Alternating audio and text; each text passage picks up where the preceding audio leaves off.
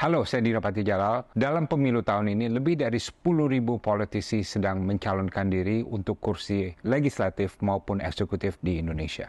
Baik para politisi maupun pemilih tentunya memerlukan inspirasi dan tauladan. Dalam video ini, saya ingin menampilkan 3 negarawan Indonesia yang inspiratif sebagai bahan inspirasi baik bagi politisi maupun pemilih. Profil pertama, Muhammad Hatta, proklamator kemerdekaan Indonesia. Sebagai wakil presiden Indonesia yang pertama, Bung Hatta adalah bagian dari Dwi Tunggal Soekarno-Hatta yang berkuasa sejak awal berdirinya Republik Indonesia. Namun di puncak kekuasaannya, saya ulangi di puncak kekuasaannya, Bung Hatta secara sukarela dan tanpa diduga siapapun mengajukan pengunduran dirinya sebagai wakil presiden Indonesia. Bung Hatta waktu itu merasa tidak cocok dengan Presiden Soekarno dan melihat perkembangan politik Indonesia itu sudah tidak sesuai dengan pendiriannya, prinsipnya, dan nuraninya. Pada awalnya, permohonan Bung Hatta untuk mengundurkan diri ditolak oleh parlemen waktu itu. Namun Bung Hatta tetap bersikeras dan akhirnya permohonannya dikabulkan oleh parlemen. Setelah melepaskan kekuasaan, Bung Hatta tetap menghormati Bung Karno sampai akhir hayatnya, termasuk ketika Bung Karno banyak dihujat setelah tragedi G30S PKI. Pelajaran dari Bung Hatta, jangan menggadaikan diri untuk kekuasaan. Di puncak kejayaannya, Bung Hatta justru memilih untuk secara sukarela melepaskan kekuasaannya daripada mengingkari prinsip dan nuraninya. Profil kedua adalah Profesor Emil Salim. Dalam acara Indonesia Net Zero Summit tahun 2023, Komunitas Lingkungan Hidup di Indonesia merencanakan untuk memberikan Lifetime Achievement Award kepada Profesor Emil Salim. Mengapa? Karena semua orang tahu bahwa Profesor Emil Salim adalah pendekar lingkungan hidup legendaris yang sejati dan dihormati oleh semua orang dan sudah banyak jasanya. Emil Salim datang ke acara tersebut, namun sewaktu di panggung, ia menolak untuk menerima penghargaan tersebut. Pada tahun 1992, ia datang ke Rio untuk menandatangani Konvensi Rio di KTT Bumi di Brazil waktu itu. Namun semenjak itu ia merasa bahwa pemerintah gagal untuk melaksanakan kewajibannya dalam Konvensi Rio. Dan dia juga mengatakan pemerintah-pemerintah dunia lainnya juga gagal melaksanakan Konvensi Rio. Jadi ia merasa sama sekali tidak berhak untuk menerima penghargaan tersebut.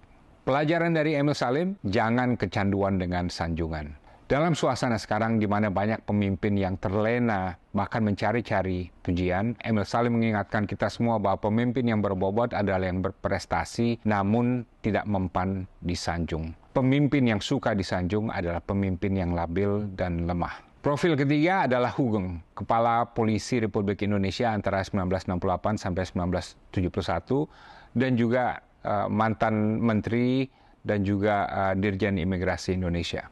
Dalam era yang marak dengan korupsi, sogok, penyalahgunaan kekuasaan, dan nepotisme, Pak Hugeng selalu bersikap profesional dan bersih.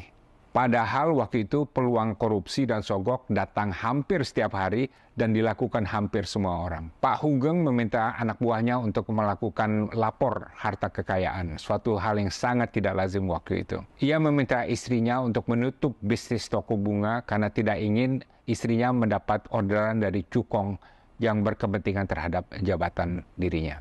Ia menolak hadiah rumah dan mobil dari bandar judi di Medan. Ia juga melarang anak-anaknya untuk menikmati fasilitas negara dalam bentuk apapun dan melarang mereka juga untuk menerima hadiah dari cukong, padahal itu merupakan praktek yang lazim berlaku pada waktu itu untuk anak-anak pejabat. Ketika menjadi menteri, Pak Hugeng sempat menolak tawaran dari Presiden Soekarno untuk mempercepat izin masuk barang impor untuk pembangunan rumah pribadinya. Dan dia menyatakan, nggak apa-apa, saya ngantri sama seperti warga biasa. Setelah dipensiunkan dini, Pak Hugeng sempat diasingkan karena menjadi salah satu penandatangan petisi 50 yang kritis terhadap rezim yang berkuasa pada waktu itu.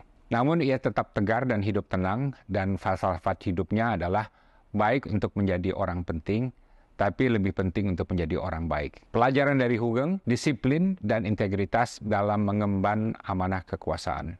Jangan menjadikan kekuasaan dan hukum sebagai komoditas untuk memperkaya diri. Antara Bung Hatta, Emil Salim, dan Pak Hugeng ada beberapa kesamaan. Mereka semua masuk ke ruang publik untuk memberikan pengabdian total untuk negara dan rakyat. Mereka semua menekankan integritas dalam melaksanakan kekuasaan. Mereka konsekuen terhadap nurani masing-masing. Dan karenanya nama mereka hidup abadi dalam tinta emas dalam sejarah Republik Indonesia. Mereka semua juga tidak silau kekuasaan. Kekuasaan tidak mengubah jati diri mereka. Dalil power corrupts, absolute power corrupts, absolutely tidak berlaku bagi mereka. Mereka semua juga tidak kaya dan semuanya hidup sederhana.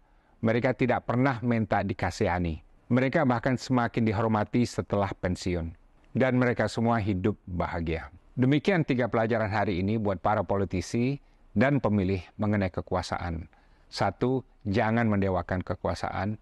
2, jangan gila sanjungan. 3, jangan jadikan hukum sebagai komoditi untuk memperkaya diri.